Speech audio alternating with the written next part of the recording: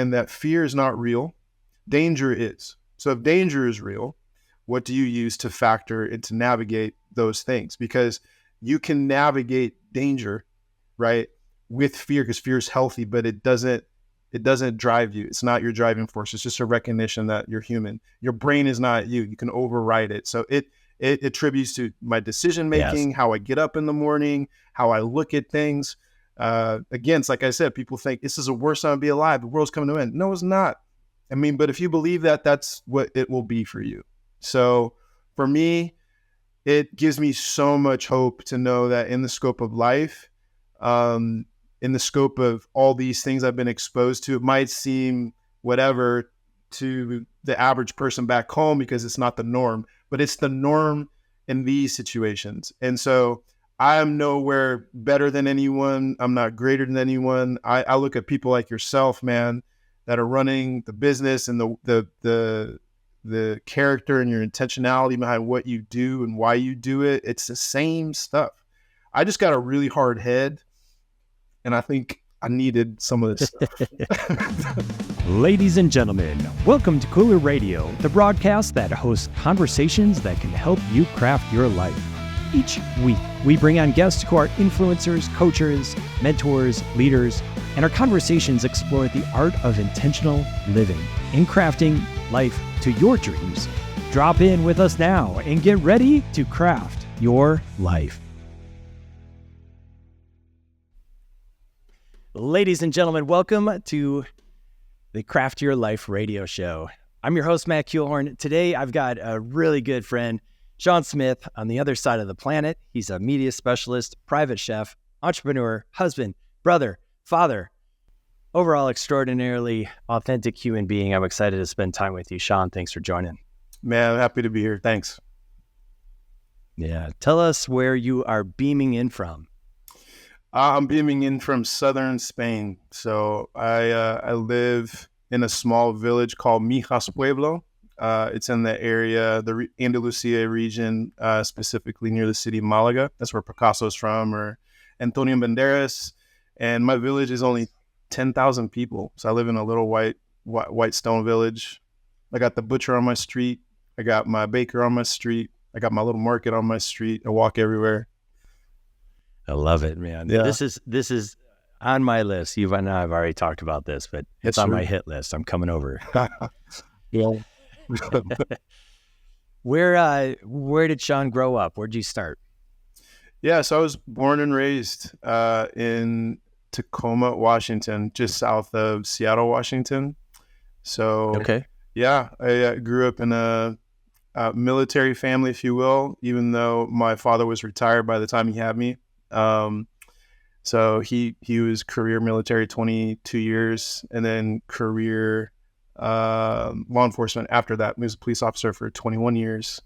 And so I grew up in the same home my entire life. My mom was a career banker, 36 years. And so, yeah, Tacoma, Washington, that's where I'm from. Yeah. What was childhood like? Was there like strict authoritarian guidelines, or was there free for all in small town? Or well, Tacoma's mid-size. Yeah, it is. I didn't grow up in the best of neighborhoods, but a little backstory on like my family. So my father, he was 86 when he passed away. He just passed away just under 2 years ago, and he's from Little Rock, Arkansas, and he went to Little Rock High, which is the first integrated high school in our nation. So he grew up in a very unique time, if you understand our history. And he got drafted in the military at the tail end of the Korean War, stationed in Korea. Then he fought in Vietnam, and then in his stationing, he got stationed at Fort Lewis, which is in Tacoma, and that's where my mom's from. And my mom, she grew up in a little fishing town called Steilacoom, and she was a civilian worker on the base, and they met. But my mom had a really tough upbringing. It's crazy. My grandfather was the head guard at the maximum secure penitentiary called McNeil Island. It was a little island off of this fishing town. And anyway, both my mom and father had, you could say, tough backgrounds. And so they raised me with high standards and definitely strict. Grew up saying yes or no, sir, yes ma'am, no ma'am. Really strong work ethic, but all the things that now I am so grateful that I had parents like that. And so, but you can imagine my dad, like his full name is Champ Smith. That's my dad's name. Like all the men on my dad's side were Champ Smith, Champion Smith, Champ Smith the third. I'm the first one, I guess. It's only my middle name, but hard, strong men, but also somehow I grew up with incredible support, and they had a lot of pride. I grew up with love. Like my dad kissed me every day, told me how proud he was every day. I was very lucky. Like truly, I was lucky enough to say like my dad's like my hero, type thing. And I know you share, I've heard a little bit with your story, things that you've gleaned from your father, but it's just, I'm lucky in that regard to have the parents. Beautiful, man. I've had. Yeah. That's beautiful. Were you college bound? Yeah, man. So all growing up, I did sport-wise, I did combat sports, martial arts and stuff, boxing. Got to college. I continued on with some boxing. I did crew, which is a rowing sport. I don't know if you know what that is, but I did crew for 2 years as well. Yeah. And I went to Western Washington University in Bellingham, Washington. Gorgeous university. I fell in love with it. I was actually the first one in my family to go to university. And it's a point of interest for me to at least highlight, because with my family, like we were very middle class growing up. Dad was in law enforcement. Mother was, in banking, but like my mom didn't have a college degree. She worked her way up from being a teller all the way up to corporate in Seattle. And so the idea of college was a very out there thing. And they saved and always told me if I got into university, they'd help pay that way. And they covered everything. So I got into all the universities I applied to, which is a story in itself, because I had a counselor tell me not to apply. She's like, you won't get in. And I was like, well, tell me no again. I love those messages. Yeah. Let's go. Yeah. So I got into all the universities, and I two things about me that were my passions and still are is cooking and glass blowing. So it's really weird, but where I grew up in Tacoma is where Chihuli's from. I don't know if you know who Chihuly is, but he's a world famous glass blower. All his work is in the ceiling of the Bellagio. His stuff is all over the world. He's kind of like the Michael Jordan of the glass world, but he's from my hometown. Donated a hot shop to the public school system. And I found myself walking in one day and seeing the construction, and I stopped the lady and I was like, ma'am, what is going on? She's like, well, there's a glass studio coming here. And I was like, okay, so how do you get involved? She's like, well, what's your name, son? I was like, so my name's Sean Champ Smith. And we started talking, and I was like, well, how do you get involved? And she's like, son, this is exactly how you get involved. You just present yourself well. So would you like to be a part of the program? And I was like, I didn't think I had any artistic bone in me. But I'm a kinesthetic learner, so if I can see it, get my hands on it, I could do anything with my hands. And I was like, absolutely. And little did I know that it would become the love of my life before I met my wife. But truly the love of my life, along with cooking. So those two things, more than just passions, they became a profession. But going into university or looking at university, I had been accepted to a culinary school too, and I made a choice last minute to get my 4-year degree, thinking, well, I could always go back and get a culinary degree. Never did. And I started blowing glass in college professionally as well. It's a long story, but that was something I did on the side while in university and doing sports and working and all the stuff. And I came out of the school with a degree in recreation management, with the emphasis in travel and tourism and intercultural studies. Yeah. Pretty much what I do. A little bit. Yeah.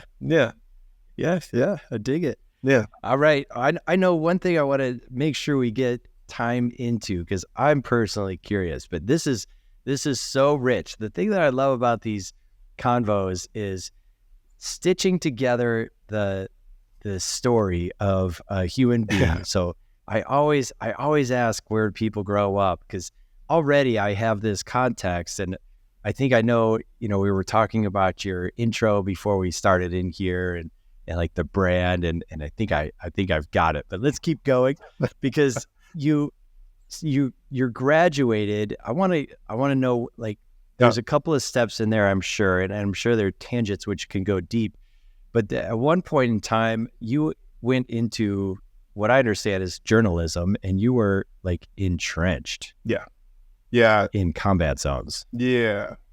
You could say the closest actual job position is combat journalist. And a little bit of like closing the loop here on like where I'm from. So another part of me is I am an outdoor enthusiast. Like, because of where I grew up, outdoors were my haven. Yeah. So I grew up in the Northwest. All it does is rain, but it doesn't matter. I was always outside, and it's partly my degree. And then I worked in wilderness therapy for a handful of years, and like bow drilling fires, setting up shelters. That was kind of like our hard skill base. But you tie all that together, and then it's important to know kind of how I fell into this. But I ended up working out of university at a kind of a life shift where I was working in wilderness therapy, and just changed direction. And I started working kind of in humanitarian space, NGO space, and started volunteering, traveling the world. I spent a year, my first year, I went to 11 countries in a year, and that kind of just broke me wide open. And culturally, what's happening in the world, just the scope and frame that we have, and as in life in general, and also just the cool stuff like food and different cultures and stuff. And anyway, while I was in the middle of that, I have a really good friend of mine I grew up with who did really, really well in video production, and he's still in it. He's one of the top showrunners in the country. He works for some of the biggest brands. He has his own company. And anyway, he took a shot on me. He said, "You know what, Sean, like, at the end of the day, you can't teach character. I can teach competency. I can teach all the other stuff, but character you can't teach." And he's like, "I just feel like you're an incredible storyteller, and I want to give you a shot at learning the skill and do it with the big boys," because he was working with Discovery and Nat Geo and Animal Planet. So he gave me a shot, and didn't know what I was literally on the plane reading the manual for a camera that I was going to be using. And no way. Yeah. Because I'd already been kind of sorry to kind of back up a little bit. One of the things that goes hand in hand with this to kind of answer your question is, when I was in Asia, I found myself face to face with an issue, a world event, like a genocide in Burma. And I didn't even know where Burma really was until I visited, and I had never really had a hard connection with the place until I was there. And long story short, I got took down a very deep rabbit hole very quickly. And I had a little Sony tape camera, and I lived in refugee camps illegally. I was searching out stories. I was going to the jungle. I was doing stuff that I probably should not have, but there was grace to do it. And I made some really good relationships, and I started to document a story. And in the middle of that, it was quickly apparent I didn't know what I was doing. So rather than reinvent the wheel and be this typical foreigner, think I could come in and change stuff, I was humbled enough to connect with an organization called Free Burma Rangers. And this organization, the people that run it is, there's a guy named Dave Eubanks and his wife, and he's got 3 kids. He's ex-Special Force. He's actually one of the few that can walk into any table of the 7 teams and he'll get an audience, because he would hate me saying this, but he's kind of a legend in the space. And grew up in Thailand. He was born in Texas, but grew up in Thailand his entire life. He grew up in the Burma jungles. Then he went in to he went into Special Forces, and he was one of the few that actually switched to Rangers. And then he did tours. Anyway, he's on a lot. And then upon getting out, he was like, "You know what? I got all this skill set. I'm going to go back to Burma. I'm going to go to the front lines, and I'm going to get people to safety. I'm going to bring medicine. I'm not going to fight, but I'm also not a pacifist, but I'm not here to fight. I'm just here to, help." So he did that. And this is 35 years ago. And then the ethnic minorities in Burma, anyway, there's a lot of factions, was taking note of Yeah. him. And they're like, hey, would you be willing to take some of our guys and train them so we can help our people that are being displaced? And he's like, look, I'm not here to fight. He's like, no, if you train our people in rescue missions, we will give you people. So that was the beginning of how Free Burma Rangers was birthed. It's 99% ethnic. It's 4 ethnics ran by ethnics, but you got a handful of these ex-special team vets. Dave lives there with his family full time. He goes to Iraq too and other places he's invited. But people like myself that have caught wind of the story, and have had the privilege to meet him, very few get invited. And I was one that got invited, and I started documenting that story. And that's when my buddy that works in the docu world, the TV world, was like, I want to give you a shot at like really learning this stuff and then going back. And so that was kind of like my lifestyle. I'd work 6 months. I'd be in the jungle at a time. And then I'd work 3 to 6 months for Discovery or Animal Planet or some TV show, make enough coin, and then go back out and do that. And I did that for a number of years. All right, so pause for a second. So this is really cool.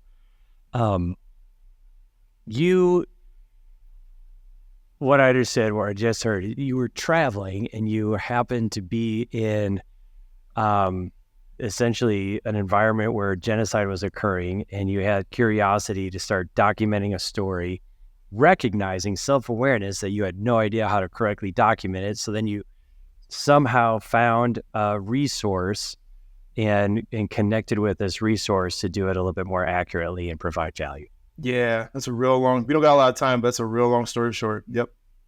No, yeah. Well, what I'm trying to dig for is like the real nuggets. So, here's a kid, Sean, and I'm going to call you a kid at that time frame, who just was, driven by curiosity, but there's also something else in there, like the impetus to start capturing something with a little Sony camera, the impetus to connect because there's self-awareness. Like, where does that come from in your upbringing? Where does the little bit of that drive come from? And because there's also courage mixed in there, right? I'm starting to extract like components of crafting a life worth living and dying for. Like, there's some cool stories in there, and I can only imagine some of the stuff that you've captured, seen, experienced, like, not light. Yeah, it's not, but I'll tell you, man, the truth is, to be really, really honest and blunt, like, the more I actually hate feeling like people look at me in any way like I'm something great when it comes to this kind of stuff. And I do dial back the story a lot, because the truth is, like, in those places and spaces, like, you're around the people that are really the heroes, that are really the people doing this stuff. Like, my experience and my exposure is like 5%, man.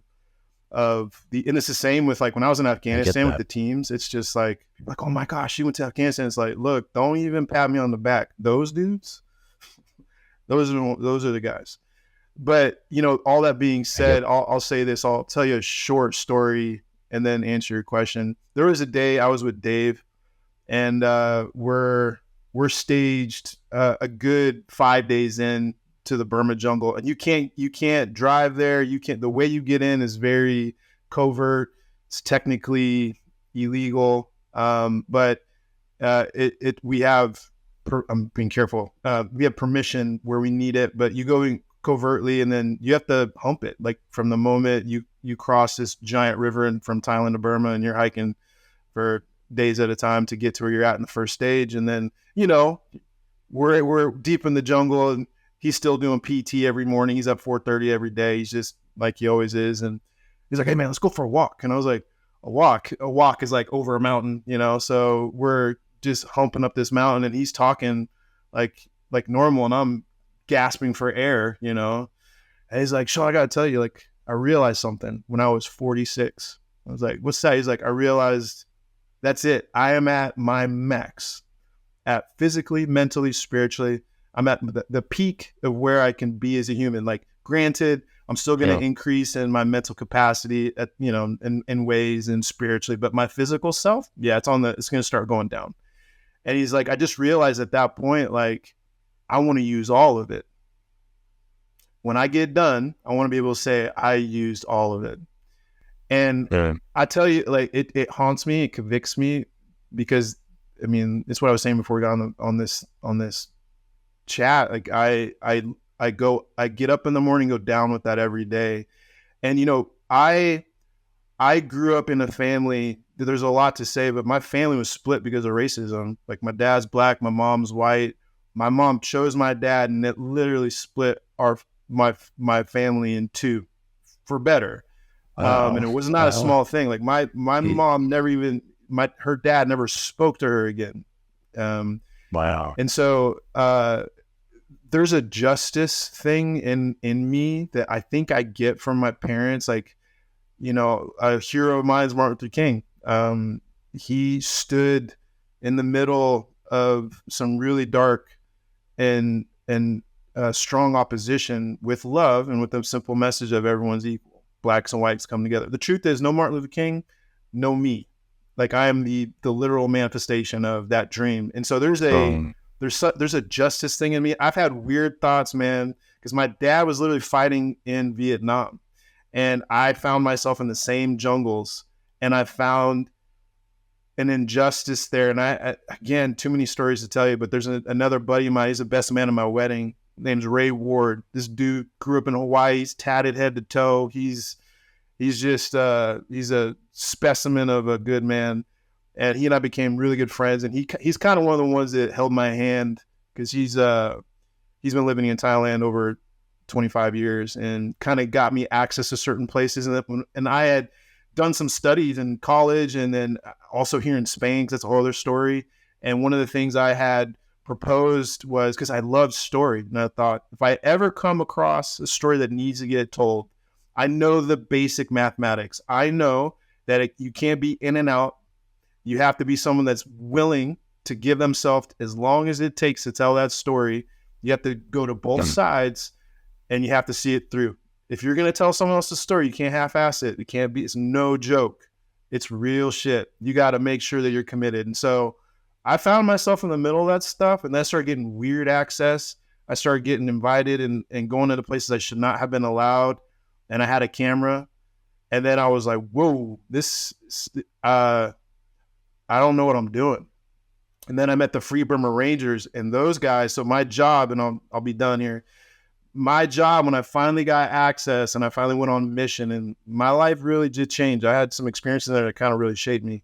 And then I was on a like an exfil, I was coming out of the jungle. Dave stopped me. He's like, you're welcome here anytime, and you don't have to go. If you continue on with us, I don't know when you're going to come out, because it's not like you catch a plane. It might be a month. It might be 3 months. You want to keep going? And I was like, I actually have to catch a plane.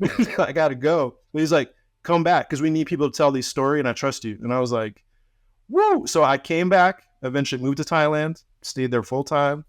And part of my job was, with a lot of humility, was just to come behind these ethnic teams and help them, teach them how to do photography skills, video skills, how to do the stuff that I was learning with the big boys, right? And because these stories would get out to BBC, would get out to the news stations, and they would literally stop attacks. It would literally have measurable change. So I was kind of like the guy behind the curtain, and one of the few foreigners that got to go out there. But I don't know, man. I'll say this. Some people think it's the worst time to be alive. There's all sorts of bad shit happening. Okay. I don't. I think it's the most amazing time to be alive. And I think, like Martin Luther King, I'm not like Martin Luther King, but I just think if you see something and something needs to be done or said, do it and then see it through. And that's just kind of where it's been with Asia. And now those people that were strangers are friends, and those friends of our family, and I am desperate to get my wife and girls out there, like in the jungle. They've been out to Asia, but not to that. Yeah. In your experiences, did you ever have just a fear of losing life? Yeah. But yes. 2 quick stories. One of the first times I was in the jungle, 2 to really paint an accurate picture how green I was. I had wilderness background, but I have all my gear. I think I packed light, but I got camera gear and I got all this stuff. And I get off this long tail boat on the Mekong River. And this guy, he's an ethnic ranger. He's been a ranger for like 20 years. He comes up to me with the AK and he's just like, you won't make it. I was like, I won't what? He's like, your stuff is too heavy. You are not in shape. You will not make it. And I was like, and my man was right. Like I got halfway through that day, he grabbed my pack. Talk about humiliating. Grabbed my pack. And we were climbing across you could say a bamboo bridge. It was not a bridge. It was literal bamboo that cut down and tied together with bamboo. And it's rickety and it's wonky and it's going across a river. There's nothing to hang on to, nothing. And they grew up going across this stuff since they were 3. Like we go to villages and you see people going across these bamboo, whatever you want to call them, running across at 3-4 years old. And if they fell in, they'd be done. But it's just normal life. So we're going across a moderate river, and I snap one of the pieces of bamboo, fall backwards into the river. My man Eklatu grabs me. He gets me, and he throws me down. Doesn't say, hey, are you okay? He was just like, gave me a look, like, get up and keep going because you're getting in the way. And that was the beginning of some stuff shifting for me. And then you skip ahead on the same mission. We are staged near the Burma Military. They have a base that's active, and there's some recon missions that the side that we're on would do from time to time. But you have to walk through a minefield, and they do this all the time. And they know where they've placed mines to protect the village, and they don't know where the other mines are, but they kind of do. And Dave came to me. He's like, "Hey, we're gonna go recon the Burma Military, and I think it'd be good to document. You want to come? I think you should come. But you should pray about it. But you should come." And I was like, "What?" And I knew in my heart of hearts, like I should go. I felt like I was supposed to go, and he's like, this is normal life stuff, man. Like you got 15-year-olds that are walking through this stuff, so. But it was very real. Like he's like, look, man, the chances of this happening are so slim that you're going to step on one. But I said that one time, and a guy 10 people back stepped on one. So it's real life. You could step on one anytime you're out here. It's real life. So yeah, we walked. I think we hiked like a mile, and a good quarter of that was. No, we hiked more than a mile. I'm sorry, but a good quarter of a mile had mines, and I definitely feared for my life. But I'll say this. He said this to me. And it's true. He's like, it would suck for you to not do something that you really could have done and probably should have done, but you didn't do it just because you were afraid. Versus we do stuff all the time we just shouldn't do, and we're motivated by the wrong motivations, insecurity, even fear. So he's like, you just do what you feel like you're supposed to do, and I'll respect that. And it really shifted a lot for me again. In terms of fear and what we're actually afraid of, and in context, that is nothing, man. It's nothing of what these people live in every day. Yeah. What did you find in that perspective? So I'm trying to kind of bring this down where I get it. Like, there is environments that, would make all of us, any listener on here, just like recognize how soft, how easy we have it. And in that moment, like making that decision of like, I think fear is one of the only things that gets closer, as we walk towards it. But there's a paradox, and I think this is what I'm hunting for. Like, there is a paradox here where in that moment you could have said, no, I'm good. I don't want to quote unquote risk it. But in choosing to go forward and kind of walk towards it, there's actually more life in it. 100%. like that's the juice. Like we need to take these steps, and maybe there are figurative landmines all over us every day, even if we're in Spain or Grand Junction or whatever. And we have to take these steps.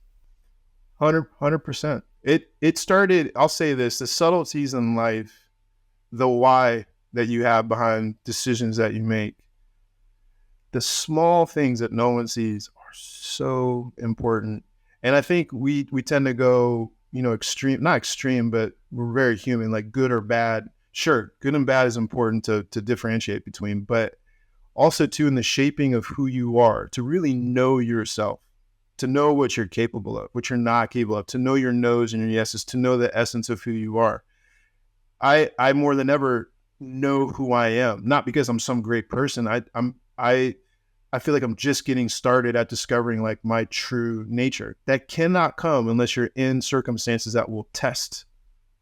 One of the things that I feel like Dave has as a benchmark. He would never call himself a great man. My dad would not either, but I've been real fortunate to be around really great men that no one knows. But he sets a standard in an area that I will forever have because of the time I spent with him. And the decisions that you make out of will, your pure gift of will, because you can, when you think of like the nature of will, we watch hero movies all the time. Like we remark and recount of the people in history that have lived in ways where we just regard so much.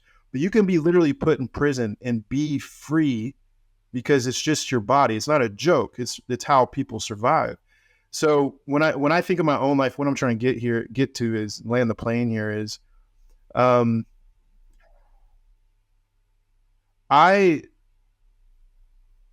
know yourself, to understand every decision where it's coming from. I turned down a job with Discovery Channel, not because I'm super talented or because I'm whatever. It's because I knew if I took that job, it was going to be out of the wrong motivations and I was going to miss an opportunity that was far more important. And it was my wife. Yes. And if I hadn't made that choice, who knows where I would be right now or where we would be. So it has helped to shape and understand that fear is not real.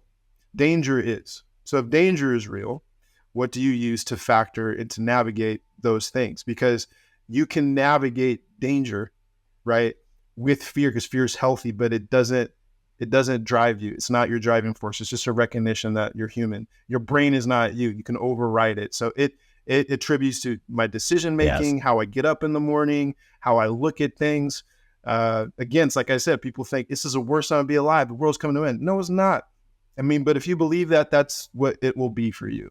So for me, it gives me so much hope to know that in the scope of life, in the scope of all these things I've been exposed to, it might seem whatever to the average person back home because it's not the norm, but it's the norm in these situations. And so I am nowhere better than anyone. I'm not greater than anyone. I look at people like yourself, man, that are running the business and the character and your intentionality behind what you do and why you do it. It's the same stuff.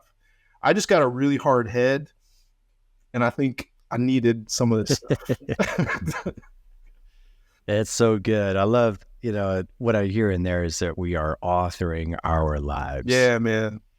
Like we can see the gnarly, the destruction and think that's all it is. We can see the beauty because it's happening at the same time. 100%. And it's a matter of our perspective where we're looking. 100%. Sean, what is the story that you are excited to write next? Ooh, man, for me, it's my kids. Yeah. It's like everything at this stage is about time and getting time back. Because I don't want to speak generally for everyone, but I can see how I easily give my time away to things, to stuff. And what I want for our family stories, experiences, not for the sake of experiences, but I'm just so convinced, man, joy is the serious business of life. And I think we got flipped. There's time to be serious about stuff, but I'll tell you, this is the thing I took away from the team guys is there's not a lot of ego. It kind of gets sniffed out like blood in the water. It's like, it's a weakness that you kind of have to continually exercise to get it out of your system. But for me, it's just, we take ourselves entirely too serious sometimes. And I know I have, like, one of the deals with me is my face. My face is just always intense. I got my dad's face. And I just, I want to live a full life. And this, how do you define full? So, but for me, it's memories with my family. It's everything, doing everything with intentionality. I mean, we are deconstructing our world right now, bro. Like, from the food we eat to how we spend our time, like, we're breaking norms. People think we're a little crazy sometimes, but we're not. We're getting back to foundational stuff that I think, I'll say this, being in Asia, people say it's just a third world country, it's poor. Man, the richest people I ever met were in Burma. They're farmers, man. They got the richest land. They're thriving, even in the middle of horrible stuff, man. They're thriving, and the important things are there. You're like, we are broke. So yeah. That's just, I want to give generational health, wealth,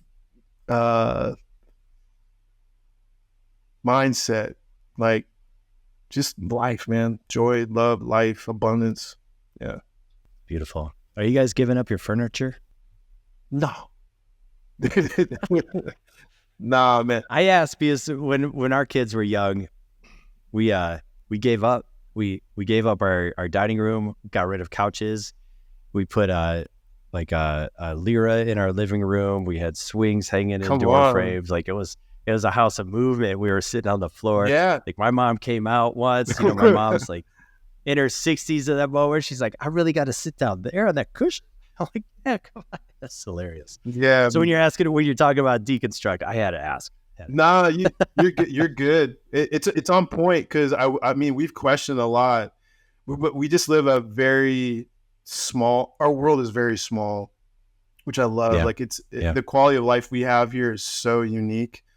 It just don't make sense. And what we do want is land. That's the thing that we really want. We want to cultivate, like, oh my gosh, dude, our dreams are massive. In the community that we have, like, the people that we're around, we're so lucky and rich. I always say, like, I'm the dumbest guy in the room, and I'm so glad, because some of the guys, like, Carl, whatever, for instance, but it's just the dreams that we have are very real, and they're very obtainable, and we're really close. And so land is a big one, just because of, being a private chef and doing that kind of stuff. It goes hand in hand with the table and why it's so important to us, and hospitality.